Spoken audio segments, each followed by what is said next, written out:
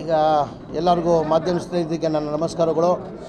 ಇವತ್ತು KDB ಮೀಟಿಂಗನ್ನು ಇವತ್ತು ಬಳ್ಳಾರಿಯಲ್ಲಿ ಹಮ್ಮಿಕೊಂಡಿದ್ದೀವಿ.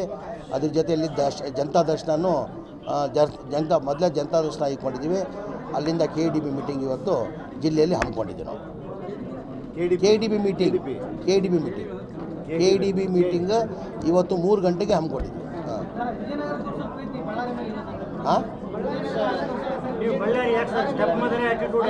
ಇಲ್ಲ, ಆ ಥರ ಏನಿಲ್ಲ. ನಾನು 4 ತಿಂಗಳ ಹಿಂದೆ ಬಂದು KDB ಮೀಟಿಂಗ್ ಮಾಡಿ ಹೋಗಿದ್ದೀನಿ. ನಾಗೇಂದ್ರ ಅವರು ಇದ್ದಾರೆ, ನೋಡ್ಕೊತಾರೆ. ನಾನು ಜಿಲ್ಲಾ ಉಸ್ತುವಾರಿ ಮಂತ್ರಿ ಆಗಿರ್ಬೋದು.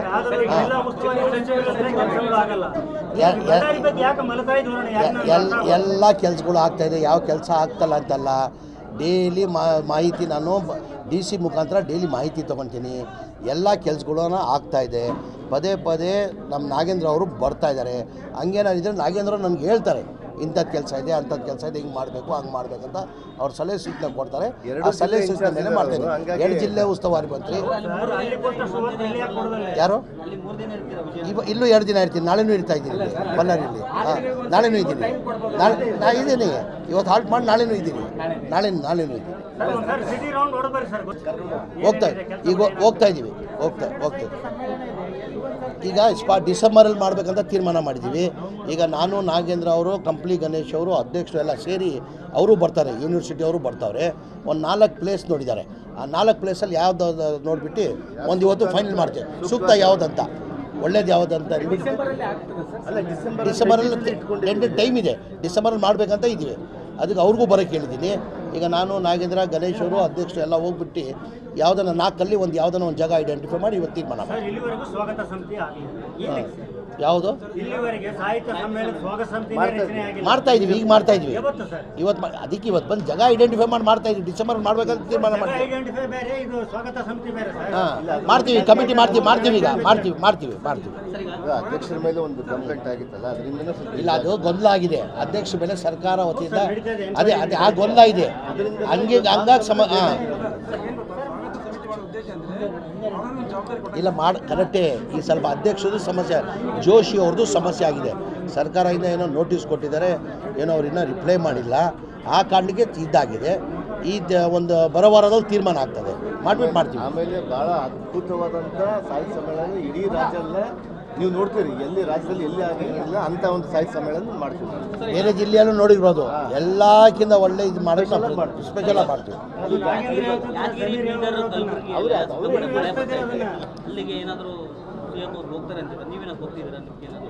ನಾನು ನೋಡ್ತೀನಿ CM ಆಯಿತು. ನಾನು ಇಲ್ಲಿದ್ದೆ, ನಾನು ವಿಜಯನಗರಲ್ಲಿದ್ದೆ. 3 ದಿನ ವಿಜಯನಗರಲ್ಲಿದ್ದೆ. ಈಗ 2 ದಿನ ಬಳ್ಳಾರಿಯಲ್ಲಿರ್ತೀನಿ. ನಾಳೆ ಸಂಜೆ ನಾನು ಬೆಂಗಳೂರಿಗೆ ಹೋಗ್ತೀನಿ. CM ಹೋದರೆ CM ಜೊತೆ ಹೋಗ್ತೀನಿ. ನಾನು ಹೋಗ್ತೀನಿ.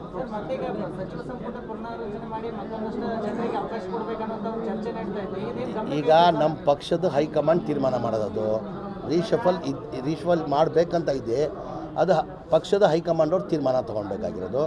ನಾಗೇಂದ್ರ ಸಾರ್ ವಿಚಾರದಲ್ಲಿ ಯಾವ ಬೇಕಾದಾಗ್ಬೋದು. ಅದು ರೀಶಫಲ್ ಇನ್ನೂ ಇದೆ ನವಂಬರ್ ಮೇಲೆ.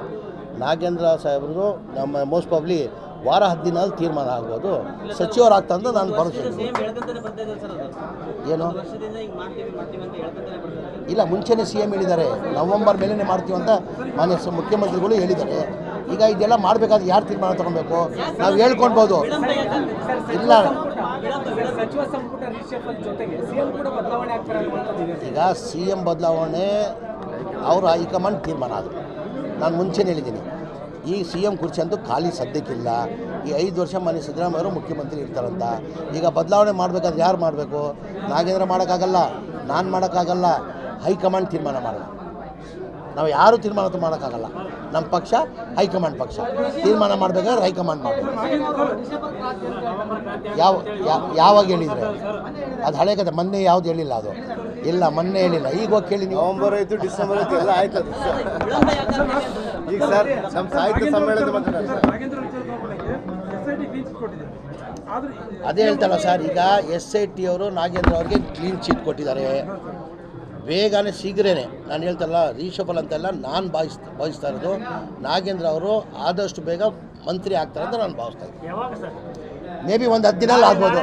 10ನೇ ತಾರೀಕು, ನೆಕ್ಸ್ಟ್ ಮಂತ್ 10ನೇ ತಾರೀಕು ಒಳಗಡೆ ಬಿಟ್ಟು ಸಿಗ್ತದೆ. ಗ್ಯಾರಂಟಿ ನ್ಯೂಸ್, ಸುದ್ದಿ ಖಚಿತ, ನ್ಯಾಯ ನಿಶ್ಚಿತ.